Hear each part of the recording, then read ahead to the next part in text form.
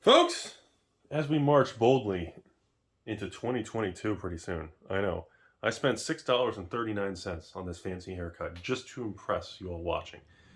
So, more news continues to come out about the new Innistrad midnight breakfast hut. Lunchtime, brunch. Rich people only have brunch. What's brunch? Trunk? Frunk. Okay. So if you haven't heard, we're continuing to have our march towards Wizards pushing the set boxes, becoming more mainstream, as I still feel we are in the process over the next 12, 24, 36 months as to phase out draft boxes completely. I still feel this is on target to slowly have that transition. And with additional news hitting the market in the last 24, 48 hours, I'm very kind of shocked that the set boxes are being redesigned to be in the same shape as a draft box. So the set boxes are no longer going to be the taller, poofier. You know, they really were. It was really unnecessary. A lot of people didn't like it. They were frustrating to ship. The size wise, a lot of crunch zone. They weren't very sturdy. It was just frustrating. The packs would stand up, and it caused more shipping damage. Where if you hit it, the packs would bend, and it just wasn't well. And it looks good displayed in an LGS behind the counter or a glass case, but it's not really realistic for the majority of the market that's not doing that. You know, your local Amazon, book selling store at the corner next to the gas station is not putting these things, set boxes, opened up and displayed behind glass cases. They're just not doing it. So that's kind of the first big news of the day here, was that I wonder how much that's really going to impact it. Because for me, that's a big deal for even selling the boxes to patrons and doing things, because that changes the whole logistics where, I can actually ship it and package it differently. So that's interesting.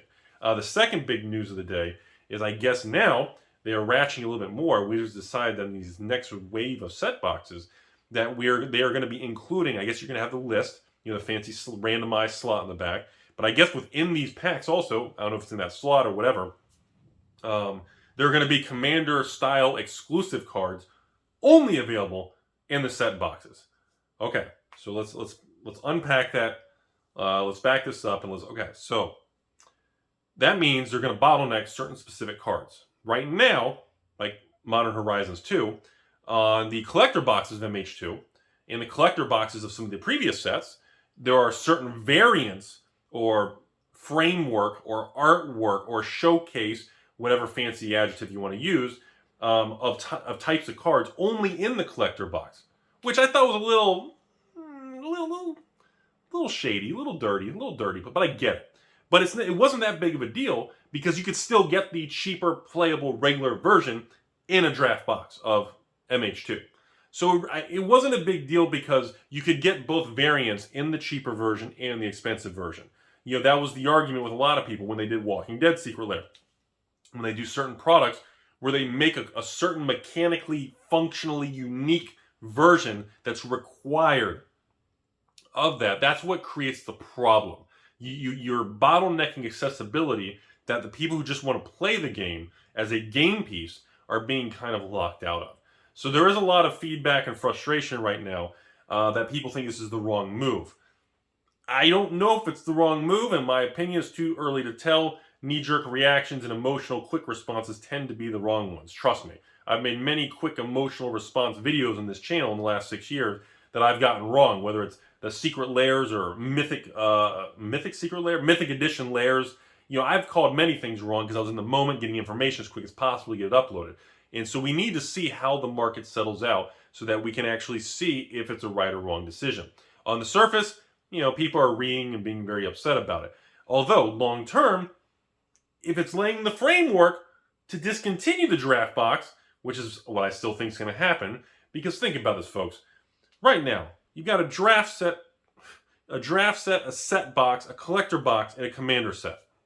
4 main products with every standard Magic release. That's too many. That's just too many. You need to have a regular box in a fancy collector version. There's no reason to have in-between versions or cheaper. It's just, I don't even think every set should have a commander product anymore. I don't see the point when they could just put those cards in the product. Or, put it in the draft boxes. Have a slot in each pack, just like the set. Just put 1 slot in each draft and set as a commander thing. The commander products are the most environmentally cardboard. There's 3 rainforests and 2 taco wrappers per commander package. It's this big with like a little stack of cards inside all these layers. It's just insanity. So I want to lay that out there. I wanted people to be aware that we are continuing to march forward to set boxes being considered the normal, just, I don't even want to say it, the cornerstone, the mainstream product of sealed Magic releases.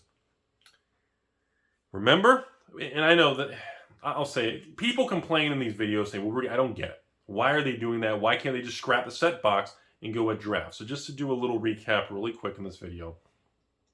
A draft box, okay? There's 36 packs in the box, okay? The price for a wholesale draft box is $80, okay? 36 packs, wholesale's $80, which means Wizards is probably getting $70 a box from a distributor, okay? Distributor sells it to $80 to LGSs. You know, Amazon sells it for $40 because they don't care about rules. Okay, the set boxes are 30 packs, not 36. So you have 20% less product per unit. The set boxes, instead of being $80 wholesale, they're almost $90 wholesale, okay? So you're increasing the price per box compared from draft to set by 10 to 15%. You're reducing the quantity of packs per box by 20%. That is overall a 20% reduction and a 10 to 15% increase. You're spreading both you're spreading both sides, creating almost a 30% swing in total cost of goods sold and top gross line revenue that's actually acquired. So that equals, well, achievement unlocked, and that, well, that creates more profit and healthier margins. That is why Wizards wants set boxes to be the future. Wizards does not believe organized play, GP, Magic, Rudy, Potato Fest. They don't matter. They've proven that. The suits from Hasbro said, hey, record numbers 2020. Wait, we didn't do any events? We didn't pay the special professional people that no one's watching online? Wait, we didn't do any of this? We had record top line revenue? How's her EBITDA? She's looking good? Wait, what's going on? They learned. None of that matters. It's fairy dust to them. It's all bamboozling your fugazi. It doesn't matter. Because of that, they don't feel draft boxes are a part of the future. Call it what you want. They want to move product at the highest possible margin. Think about that. Why print 100,000 draft boxes when you can print 100,000 set boxes and have a 30% increase in your numbers? That's what I'm getting at, folks. That's the difference in this stuff that regular people who just want to enjoy the game are not looking at because it's not discussed. It's a very complicated thing. There's a lot of layers of management. We're dealing with hundreds of millions in a billion-dollar company. When you're talking millions and billions in boards of directors and shareholders, this is very powerful, follow-the-money stuff, folks. And, you know, I kind of been making some videos in the last week talking about this next Innistrad. It's been a very calm, quiet thing. I'm pretty sure by now spoilers have to be starting this week. You know, that we're about to start September.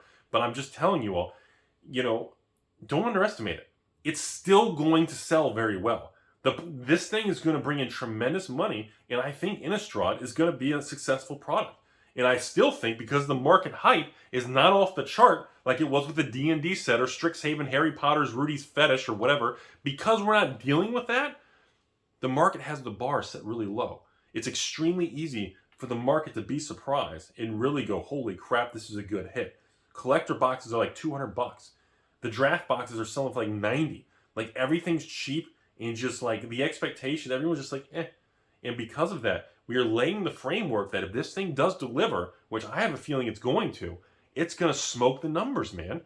And moving forward after this, look what's coming after that. You got the flipping, what was the other one? The Midnight Hunt? What's the next one after the Innistrad and the holidays here? Then after, look at next year's holiday lineup. I'm telling you guys, Magic is going to be very successful in 2022. The whole thing, the lineup of products is just balls to the wall bullish, man.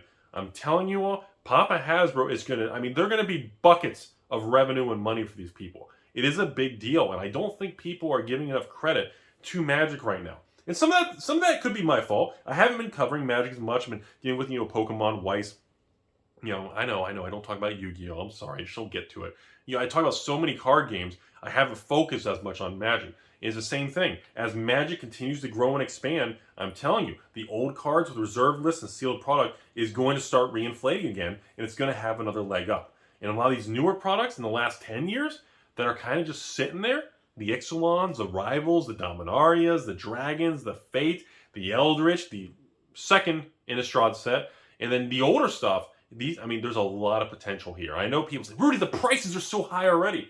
They're really not.